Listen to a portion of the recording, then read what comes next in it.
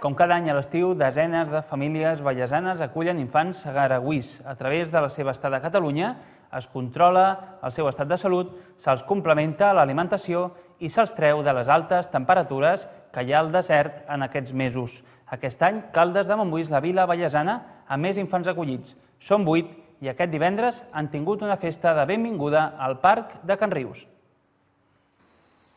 Caldes Solidària va gestionar l'any passat l'estada de 3 nens saharauis a la vila termal. Aquest any són 8, 7 acollits a Caldes i 1 a Bigues i Riells. Una sorpresa, i més en temps de crisi, molt agradable per a l'entitat. Hi ha gent que m'ha comentat que justament per això, pel tema de la crisi, la gent se n'adona més de la realitat de les coses i es torna una miqueta més solidària. L'entitat solidària ha fet aquest divendres una festa de benvinguda al Parc de Can Rius. Les famílies acollidores i els nens acollits han tingut aquí la seva primera activitat conjunta. Seran més en els 2 mesos que dura el programa Vacances en Pau. Treure els nens saharauís de les altes temperatures, compensar la seva alimentació i revisar el seu estat de salut són els 3 avantatges més importants pels infants acollits. Els nens passen aquí unes revisions mèdiques importants, ja tenen sistema mèdic, tenen hospitals i tenen centres mèdics, però no tenen res a veure amb aquest aquí. I el que fem és una mica una revisió que els pot durar per l'any que ve tornar-la a fer i anem mirant. Si surt alguna cosa important, també se'ls tracta. En general, el seu estat de salut és prou bo, tot i que és comú trobar un dèficit de ferro. Però l'objectiu del programa és també que coneguin altres infants, evadir-los de la seva pròpia realitat, fer noves activitats i descobrir coses fins ara desconegudes per ells. Per exemple, la Güella, que és la nena que està a casa nostra, el primer dia de l'escola d'estiu se'm posava a plorar perquè enyorava la seva família i clar, et sents una mica malament. I a l'hora de l'aigua s'hi va tirar i va canviar radicalment la cara. Per mi que l'aigua per ells fa meravelles. La Maria Pérez assisteix a l'escola d'estiu de Caldes amb la seva companya d'acollida, la Güella. També ho fa la Judit Moreno, la seva amiga calderina, que també és acollidora. La companya de la Judit compleix 12 anys i per tant serà l'últim cop que participi en el Vacances en Pau.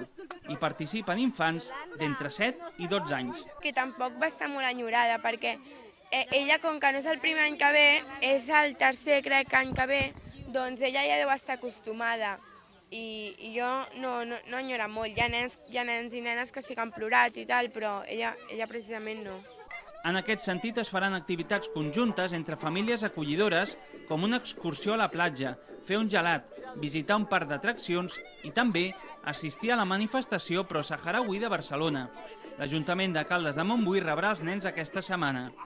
Però l'estada no només és important pels nens acollits, sinó que també és destacable pels infants autòctons, sobretot a nivell de valors humans. Primer que els nens se n'adonen del que està passant fora d'aquí, que és molt important que vegin el que hi ha, i després perquè jo crec que els hi crea una mena de ganes de veure coses. I no sé, a mi m'agrada. Jo tinc una filla i la meva filla ho viu amb moltes ganes.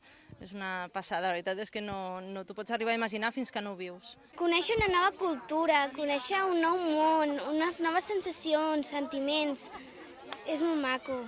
És conèixer un món nou, totalment. Però la part divertida del Vacances en Pau no ha de fer oblidar el seu origen.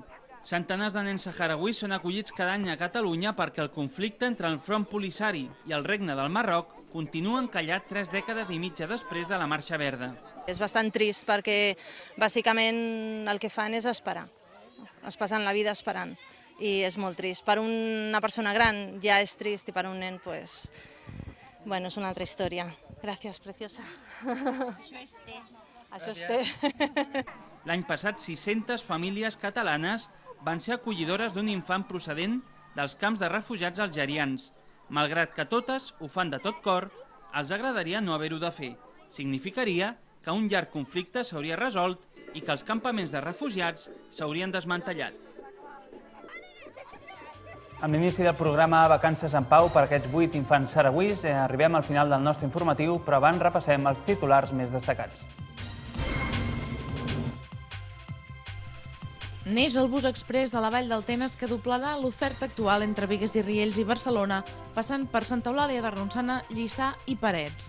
Es redueixen les parades amb 1 o 2 per municipi i s'escurça el trajecte. L'atur baixa al Vallès Oriental per tercer mes consecutiu. La temporada estival anima la contractació. La taxa comarcal se situa en el 15%. Tot i la bona xifra, l'atur baixa menys a la comarca que a la mitjana de Catalunya. Els sindicats i patronals són escèptics amb la tardor a la vista. Un any més, centenars de famílies catalanes acullen infants dels camps de refugiats saharauis a Algèria. L'entitat Calda Solidària n'acull 8 d'entre 7 i 12 anys i els dona la benvinguda amb una trobada al Parc de Can Rius. Comencen els 2 mesos de vacances en pau. I acabem a redacció Vallès Oriental d'aquest dilluns. Tornarem dijous a partir de 2:45 del vespre. Més notícies vallesanes. Les deixem amb la previsió meteorològica pels propers dies. Que tinguin una bona setmana. Que vagi bé.